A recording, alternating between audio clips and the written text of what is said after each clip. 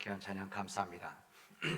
오늘 일부 예배 시간에는 또 우리 찬양을 몸으로 하는 찬양이었다고 한다면 그래서 너무 귀한 찬양이었었는데, 우리 2부 예배 때는 우리 성가대 또 스폰이 같이 한 또 귀한 찬양, 또 우리 앙상블에서 또 이렇게 귀한 정성 다해서 찬양해 주신 거 너무 감사합니다. 우리 다시 한번 우리 성가대하고 기방상물에서 박수 한번 드리도록 하겠습니다.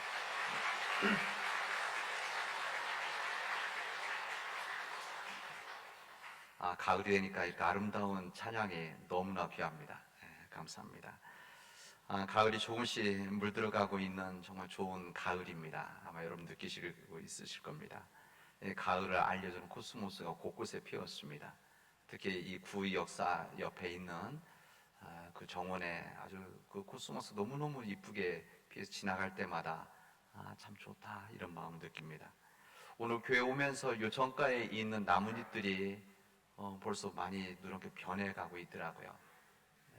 그래서 가을이 우리 안에 더 성큼 들어와 있구나. 또 길거리에 흩어져 있는 흩날리는 이 나뭇잎을 보면서 가을이 이러다 쑥 지나가는 거 아닌가 이런 생각을 해보기도 합니다. 변함없는 이 자연의 섭리 앞에 감사하고 또 찬양을 돌리게 되어집니다. 이번 가을에는 여러분들 바쁘지만 바쁜 생활 가운데서 잠시 멈추고 숨표를 한번 찍고 여러분들께서 하나님의 가을 은총의 선물인 가을 아름다움을 느낄 수 있는 좋은 계절이 되어지기를 바랍니다. 여러분, 우리 나무는 봄은 봄대로, 여름은 여름대로 예쁩니다. 그리고 우리 나무는 가을은 가을대로 너무 예쁘죠. 이 하나님께서 우리에게 은총으로 주셨는데, 이 은총의 선물들을 하나님 주셨는데 여러분 외면하지 않기를 바랍니다. 이번 단풍이 들면 코로나 확진이 좀 약해지면은 우리 어른들과 함께 이 단풍 가을을 좀 누릴 수 있는 작은 소풍을 다니면 어떨까 이런 생각도 있습니다. 좀 코로나가 좀 잠잠해졌으면 참 좋겠습니다. 지금까지 제대로 다니지 못하셨는데 건강하실 때 다니실 수 있을 때 다니면 좋겠다 이런 마음이 듭니다. 이번 가을에 여러분들 혹시 부모님 계신 분들은 부모님 모시고 가고 싶은 데가 있으면 한번 다녀오시기를 바랍니다. 그리고 오랫동안 만나지 못했던 친구들이 있다고 한다면 가을 핑계대고 한번 만나서 식사들을 한번 하십시오. 그리고 자녀들과 가고 싶은 데가 있으면 자녀들이 가자고 말하기 전에 한번 가자고 이야기를 한번 하시고 한번 다녀오는 것도 가을을 누릴 수 있는 좋은 시간이 되어질 겁니다. 여러분 다닐 수 있을 때, 또 다닐 수 있는 힘이 있을 때, 하고 싶은 것이 있을 때 미루지 마시고 하시기를 바랍니다. 그리고 가을이 깊어지고 조금씩 일찍 어두워지기 시작을 하죠. 그래서 우리 인간의 마음은 날이 조금씩 일찍 어두워지기 시작하면 마음이 가라앉게 되어져 있습니다. 여러분 그럴 때 하나님께 기도하고 또 하나님께 예배도 드리고 또 새벽 기도에 나오셔서 하나님께 기도할 수 있는 우리 교우들이 되어지기를 바랍니다. 벌써 다음 주면 10월입니다. 벌써 10월이네요. 참 빠른 시간이라는 것을 느끼게 되어집니다. 여러분 우리 예배 대상은, 우리가 예배드린 예배 대상은 그냥 우리들끼리 나누는 것이 아니고 예배 대상이 있습니다. 예배 대상은 온 세상을 창조하신 창조주 하나님이십니다. 창조주 하나님, 전능하신 하나님이시죠. 이 전능하신 하나님을 우리는 하나님 아버지라고 부릅니다. 그러니까 우리들은 하나님을 한 아버지로 부르는 사람들은, 그러니까 우리는 뭡니까? 우리는 한 가족인 것이죠. 믿음 안에서 한 가족. 그래서 우리 교회 가족들이 귀하고 우리 가족들이 소중한 것입니다. 우리는 예배를 통해서 창조 하나님 아버지를 찬양하고 또한 감사하며 영광을 돌립니다. 온 세상을 창조하신 하나님, 그리고 지금도 창조하고 계신 우리 하나님, 그리고 앞으로도 창조하실 하나님을 찬양하고 그 하나님께 영광을 돌리고 그 하나님의 뜻이 무엇인지를 깨달아서 이 세상에서 복된 삶을 살기를 하나님께 간구하는 겁니다. 예배 중심의 하나님 아버지이신데, 결국은 제가 매주일 하는 설교도 결국은 뭔가 하면 하나님 아버지가, 우리 하나님 아버지가 누구신가, 어떤 마음을 가지고 계신가, 어떤 뜻을 가지고 계신가, 우리가 어떻게 되기를 원하시는가를 전하고 나누는 것이 설교라고 할 수가 있습니다. 그 하나님이 어떤 마음을 가지고 계신지를 알아야만, 그 하나님 뜻이 어떤 뜻인지를 알아야만 우리가 이 세상에서 삶을 바르게 살아나갈 수 있는 것 아니겠습니까? 바르게 살아나간다는 것은 무슨 도덕적인, 윤리적인 사람이 아니라 이 세상에서 내 삶이 정말 소중하기 때문에, 내 생명이 귀하기 때문에 함부로 살 수 없는 내 삶을 어떻게 하면 더 남은 내 삶이 귀한 삶을 살아갈 것인가, 이것을 우리가 배우는 것이죠. 그래야만 이 세상에서 복된 삶을 살아갈 수가 있는 겁니다. 여러분도 그러시겠지만 저도 요즘 이 기독교인이 누구인가, 또 우리 기독교인의 삶 무엇인가, 예배의 본질이 무엇인가, 실존적인 고민을 저도 하고 있습니다. 세상 속에서 때로는 우리 교회들이 비판을 받고, 또 교회가 희망을 잃어버렸다라고 하는 그런 마음 아픈 소리를 들을 때마다 여기에 저도 기여했었기 때문에 목회자에서 부끄러움을 가지고 하나님의 뜻이 무엇인가, 본질적인 예수 그리스도 복음이 무엇인가, 그리고 예수 그리스도로 인한 교회가 무엇인가, 실존적인 고민을 저는 하고 있습니다. 하나님의 말씀과 뜻이 담겨 있는 말씀이 바로 성경입니다.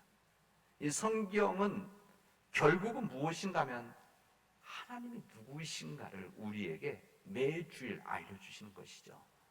그리고 하나님의 귀한 뜻을 갖고 있다는 것이 예수 그리스도 누구인가, 그리고 그 말씀하신 복음이 무엇인가를 통해서 우리가 이 세상에서 어떤 창조적인 삶을 살아가고, 역동적인 삶을 살아가고, 세상에 희망을 주는 삶을 살아갈 것인가를 나누는 겁니다.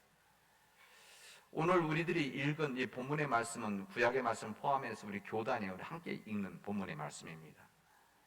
근데 오늘 본문의 말씀에서 하나님의 참 독특함을 우리에게 알려주십니다. 그 독특함은 뭔가 하면 하나님께서는 우리 인간들에게 어느 정도까지는 참고 기다리신 하나님이시다. 그리고 우리를 어떻게 하든지 품으시려고 하는 하나님이다. 이것을 우리에게 말씀하십니다. 세상에서 우리가 배신을 당하기도 하고 우리가 배신하기도 합니다. 사실은 이 배신이라고 하는 몫은 우리 인간에게 주어져 있습니다. 인간의 몫입니다. 우리 인간들은 조금만 흔들리고 탐욕이 생기면, 교만함이 꿈틀거리면 우리 인간은 배신을 하게 되어 있습니다. 인간의 본성 같은 부분인 것이죠. 인간은 사람에게만 배신하는 것이 아니라 하나님에게도 배신합니다. 그런 인간을 향한 하나님의 마음 어떠실까? 오늘 우리가 알려주신데, 그 하나님의 마음은 그럼에도 불구하고 기다리신다. 그리고 인내하고 계시다. 자비와 긍휼을 가지고 여전히 기다리고 계시다는 것을 우리에게 말씀해 주십니다. 주고받는 기브 앤 테이크라고 하죠. 이 주고받는 식, 이게 바로 우리 인간의 방식 아닙니까? 이게 조건적인 삶의 방식이죠. 그러나 인간들이 하나님 앞에 일방적으로 등을 돌리고, 또 하나님은 그래도 이 부분 어떻게 할 것이냐, 우리 인간들이 주고받아야만, 조건이 있어야만 뭐가 반응을 하는데, 그러나 하나님께서는 그럼에도 불구하고 인간이 아무리 등을 돌린다고 하더라도, 배신한다고 하더라도 하나님 어떻게 하든지 용서하시려는 마음이 바로 주님의 마음이시라는 겁니다. 치면 같이 치고 때리면 같이 때리는 것이 우리 인간들의 생각이고 삶의 방식인데, 우리 하나님의 인간을 향한 대응 방식은 다르다는 겁니다. 얄팍한 우리 인간의 계산에서 나온 배신과 등돌림에도 불구하고 우리 하나님께서는 세상 사람들 보기에 답답할 정도로 하나님은 그냥 참으시고 인내하시고 용서하시고 그래도 기다리신다는 겁니다. 제가 이 말씀을 묵상하고 이번 주 준비하면서 우리 하나님이 이게 제 머리에서 알았던 하나님이지만 내 마음속 가슴속에 받아들이 이 하나님, 이런 하나님, 뭐 여러분도 그렇지만 저도 저의 하나님께 대한 등돌림과 때로는 일종의 배신과 같은 하나님 불순종한 것들이 왜 없었겠습니까?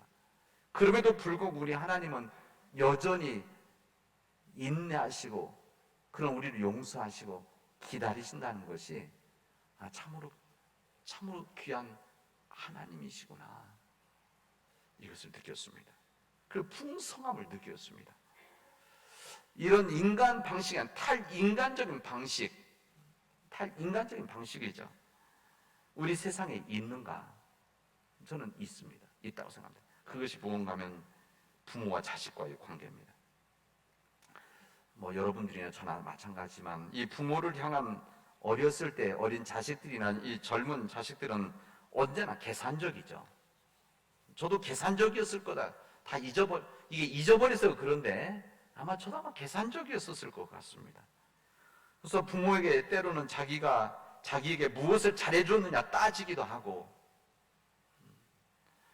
그런 끝에 부모에게 등을 돌리기도 하고, 외면하기도 하고, 불만 터뜨리기도 하고, 그래서 관계가 약해져서 단절하기도 하는 일들이 어렸을 때 젊었을 때 있는 우리 삶의 과정들입니다. 부모 관계에서 떠나지 않아도 관계들이 좋지 않죠. 하지만 그런 떠난 자식을 향한 부모의 마음은 전혀 다릅니다. 우리 여기 계신 여러분들 가운데 젊었을 때 어렸을 때 그랬더라도 내가 나이가 들고 부모가 되고 나서 보니까 다르다는 것을 아마 지금 느끼고 계실 겁니다. 왜 부모들은 그런 자식들에게 더 주지 못해서, 더 나누고 싶은 마음이 간절한데 더 주지 못해서 미안해하고, 등 들리고 떠나간 자식들에게 좀 마음을 열어놓고 긍휼과 사랑으로 더 나누고 싶은, 그런 제대로 말도 하지 못하는 이런 관계들이 부모와 자식과의 관계가 아니겠는가. 부모의 마음이라는 겁니다. 부모의 마음은 다 똑같죠. 모양새가 좀 다를 뿐이지. 제가 지난달 아버님 모시고 서울에 있는 병원에 다녀왔습니다. 종종 아버님 이제 병원에 연세가 많으시니까 94이시니까 어머님은 이제 좀 침대에서 자고 내려오십니다. 근데 이제 익산에서 아버님을 만나서 기차로 이제 서울에 종종 가는데, 뭐 제가 다 가는 건 아닙니다. 종종 가는데 이제 기차에서 내리면 병원이 가깝기 때문에 일부러 그쪽으로 가는데, 이제 병원 마치고 오면은 좀 항상 늦죠. 그래서 이제 익산에서 아버님 익산 내려서 익산 안에서 기차 타고 가실 때도 그 형님이 나오셔서 모시고 가고, 저는 남원으로 내려옵니다. 항상 늦은 시간이기 때문에 부랴부랴 빨리빨리 오려고 그러죠. 근데 그날은 아버님께서 익산 도착해서 기차 시간이 있는데도 밥 먹고 가자는 거예요. 그래서 제가 아버님 빨리 가셔야 되는데, 아버님도 저도 그렇고, 그래서 자꾸 이야기를 하셔서 그러면 식사 역에서 하자 간다라고 했더니 아버님이 오늘은 내려가서 하자고, 좀 식당 좀 좋은 데 가서 하자고 자꾸 고집하셔서 제가 그렇게 하시자고 그리고 내려가서 같이 식사를 했습니다. 그러더니 아버님 식사를 내시겠다는 거예요. 그래서 제가 아버님 제가 내도 됩니다. 평상시에 그랬더니 오늘은 본인이 내시겠다고. 그래서 아버님한테 얻어먹었습니다. 근데 제가 보니까 아버님께서 제가 그냥 가면 제대로 밥을 못 먹을까 봐. 집에 가면 집사람 다 밥 주는데도 이게 좀 늦은 시간이니까 아버님 마음속에는 아이고 이 늦은 시간에 가면 내가 밥을 먹는다고 해야만 얘가 먹지. 그래서 밥을 사주셨던 것이다, 이 생각이 나더라고요. 제가 그날 편안하게 아버님 저 사주십시오. 그리고 밥 먹고 제가 기차 타고 오면서 많은 생각을 했었습니다. 이게 부모들의 마음이구나, 이런 생각을 해봅니다. 오늘 신명기의 말씀은 이스라엘 백성들이 약속의 땅 가나안 땅에 갔을 때 이루어진 역사에 대한 하나님의 말씀입니다. 근데 오늘 본문의 말씀 보면 아버지의 마음이 그대로 담겨져 있습니다. 여기 나온 이 역사는 이미 이루어진 역사가 아니라 앞으로 이루어질 역사에 대한 이야기입니다. 이루어질 역사가 무엇인가 하면 이스라엘 백성들이 하나님 앞에 불순종해서 하나님 말씀대로 살지 못해서 하나님께서 그들이 깨닫도록 하기 위해서 저주를 하게 되는데, 심판을 받게 되는데, 이때 이방의 포로가 돼 쫓겨가서 혹독한 고생을 하고 있더라도 그렇게 될 텐데, 혹시 그렇게 해서 등 돌리고 나가서 살게 된다고 할지라도 자기의 잘못과 하나님의 질책이 마음에 기억이 나면 그때는 머뭇거리지 말고 속히 돌아오라, 이 말씀입니다. 그 말씀하십니다. 하나님께서 그들을 탓하시고 너희들은 정신 차릴 때까지 고생해야 돼, 너희들이 깨달을 때까지 너희들은 고생 한번 해봐라, 이런 말씀이 아니시고, 혹시 그렇게 나갔다고 하더라도 너희들 마음속에 하나님의 질책이 마음속에 기억이 나면 그때는 머뭇거리지 말고 돌아와서 마음과 뜻을 내서 하나님 말씀을 청종해라. 그러면 옛것 옛죄 관계없이 복된 삶을 살아가게 될 것이다. 이런 것이 오늘 주님의 말씀입니다. 그때부터 이스라엘 백성들을 향한 여호와 하나님의 시간이 시작된다는 겁니다. 은혜의 시간이 시작되어진다는 것입니다. 저주 시대가 끝나고 은혜가 임한다. 이게 바로 부모의 마음이라는 겁니다. 스스로 돌아온 자들을 위해서 하나님은 기쁜 마음으로 탓하지 않고, 잘못된 탓하지 않고 그냥 선을 행해 주시고 구원의 역사를 베풀어 주시는 하나님의 섭리 앞에 너희들이 그냥 받아주기만 하면 된다 말씀하시는 겁니다. 하나님에 대해서 아무리 큰 등돌림이 있다고 하더라도 하나님은 모든 것을 용서해 주시고 돌아오기만 하면, 머뭇거리지 않고 돌아오기만 해다오, 내가 너희들을 받아주마, 이렇게 하시는 겁니다. 여호와 하나님의 시간, 은혜의 시간이라고 했는데, 그러면 이 시간이 무언가, 이 은혜의 시간, 하나님의 역사가 뭔가, 저는 이게 누가복음 15장에 있는 돌아온 둘째 아들에 대한 이야기가 우리에게 주는 해답이라고 생각합니다. 둘째 아들을 향한 아버지의 모습, 하나님의 뜻을 어기고 밖으로 나가서 마음대로 살았던 이 둘째 아들이 돌아왔을 때 아버지의 환대가 있지 않습니까? 그 아들이 이제 부족하고 실수하고 모든 거 다 잃어버렸어도 아버지는 그 관계치 않고 부모이기 때문에 그냥 기다리시는, 우리 성경 본문에도 먼데 아들이 오는데 이것을 알고 쫓아왔던 거 아닙니까? 근데 무슨 말이에요? 매일 기다리시는 아버지였다는 거죠. 아버지 기다리고 있다가 아들이 오는 것을 보고 아버지 체면 따지지 않고 뛰어나가서 그 아들을 끌어안는 이런 환대, 이런 마음이 바로 부모의 마음이다. 그 마음이 바로 하나님 아버지의 마음이다.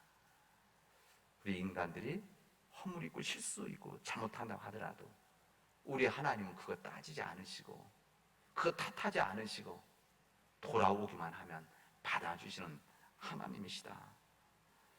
이게 바로 하나님의 시간, 바로 은혜의 시간이라는 겁니다. 하나님이 이것을 이스라엘 백성들에게 가르쳐 주신 것이죠. 우리 예수님께서는 예수님의 사역하면서 12제자를 부르십니다. 제자를 부르셨습니다. 이 주님 부르실 때 이 제자들이 무슨 똑똑해서 무슨 가지고 있어서 난 사람들에서 뭐 배운 것이만, 이들은 선택한 것이 전혀 아닙니다. 그냥 사람들을 부르신 것이죠. 그래서 선택받았던 그들이 주님의 일을 감당하게 되어지는 겁니다. 하지만 그는 주님과 2, 3년 동안 공생의 일을 함께 나누었지만 주님이 떠나실 때까지 주님의 뜻을 온전히 깨닫지를 못했었습니다. 심지어는 주님이 십자가에 달리실 때 외면하고 도망가기까지 하지 않았습니까?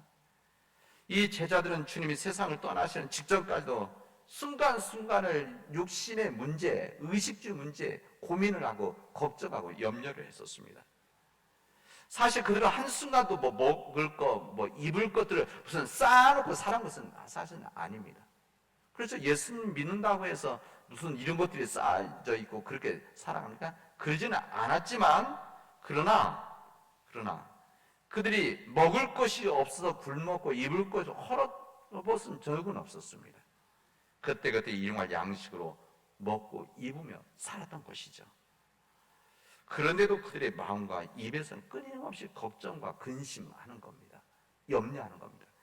그래서 이 모습을 보았던 예수님께서 한번 정리를 한번 해줘야 되겠다 생각하시고 하신 내용이 오늘의 이야기입니다.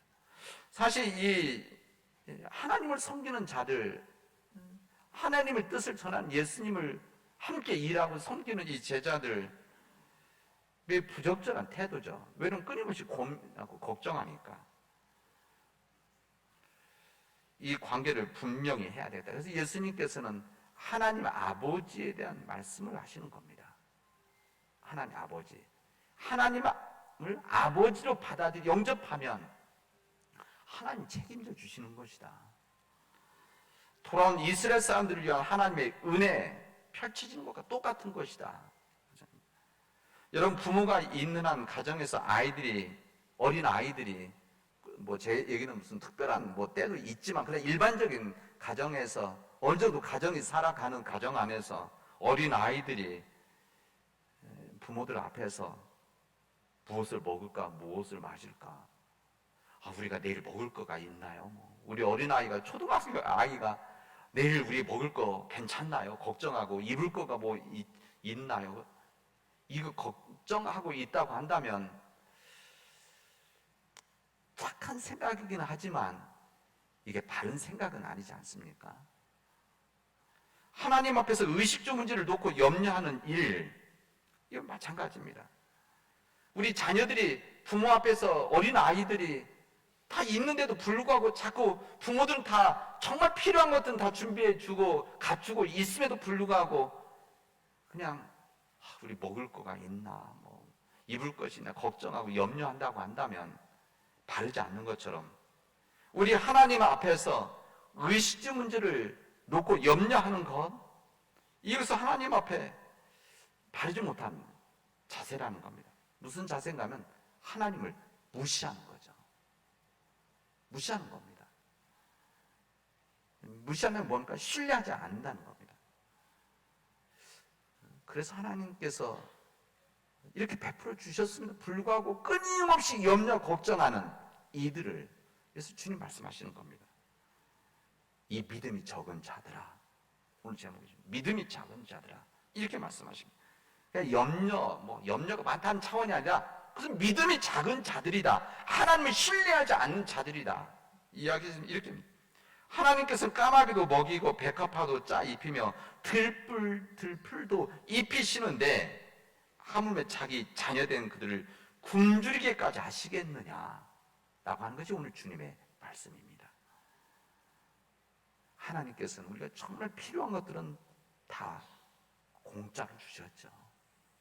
만약에 우리가 정말 필요한 공기와 물과 이 자연을 만약에 우리가 돈으로 산다고 한다면 감당할 수가 있겠습니까? 이미 우리에게 주셨습니다.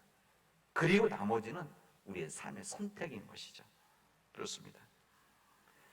그래서 주님께서는 믿음이 적은 자들이 하는 염려하지 말아라. 믿음이 있는 자들은 그런 걱정하는 것이 아니다. 걱정하지 않아도 된다. 하나님이 다 해주시지 않느냐. 그래서 너희들이 지금 해야 될 일은 세상적인 것을 걱정하는 것이 아니라 하나님의 것을 먼저 추구를 해라. 하나님의 것을 먼저 생각을 해라. 하나님을 더더 신뢰하고 하나님을 더 믿어라. 그러면 나머지는 하나님께서 더하여 주실 것이다. 이렇게 지금 말씀하십니다. 이 말씀이 오늘 우리에게 들려지기를 바랍니다. 우리 사랑하는 믿음의 교회 여러분, 믿음이 작은 자가 돼서 세상의 것들을 염려하는 자들이 아니라 오늘 골로새서에 있는 말씀처럼 믿음 안에서 주님의 뜻에 합당하게 살아갈 수 있는 그런 우리 교우들이 되어지기를 바랍니다. 뿐만 아니라 범사 기쁜 삶을 살아가십시오. 왜? 세상에 염려할 것들이 너무나 많죠. 너무나 많은데 경제적인 거, 또 문화적인 거, 요즘 정치까지도, 지도자까지도 너무 염려할 것들이 너무 많은 이 시대에 너무 염려하지 말아라. 하나님 믿음 안에서 기쁜 삶을 살아가라. 그리고 모든 선한 일에 열매를 맺게 살아가는 최선의 삶을 살아가라. 그러면 하나님께서 함께 하시고 도와주신다. 채워주신다. 이렇게 주님 말씀하십니다. 하나님의 주신 이 말씀 안에서 여러분 주님께 맡기고 살아가십시오. 맡기고 살아갑시다.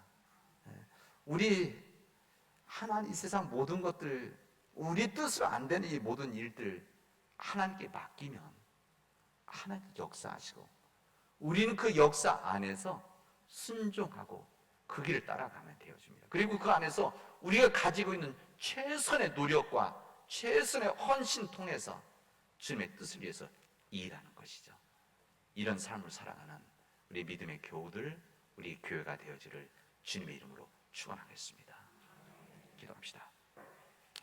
은혜가 풍성하신 하나님 감사합니다. 하나님께서 우리에게 귀한 믿음 주시고 생명 주셨는데 온전히 믿음 안에서 주님을 신뢰하고 주님의 뜻에 순종하는 자들이 되어져서 범사의 기쁜 삶을 살아가고 모든 선한 일에 열매를 맺게 하여 주시옵시며 기쁨으로 견디고 믿음 안에서 오래 참고 하나님을 아는 일에 최선을 다할 수 있도록 인도하여 주시옵소서.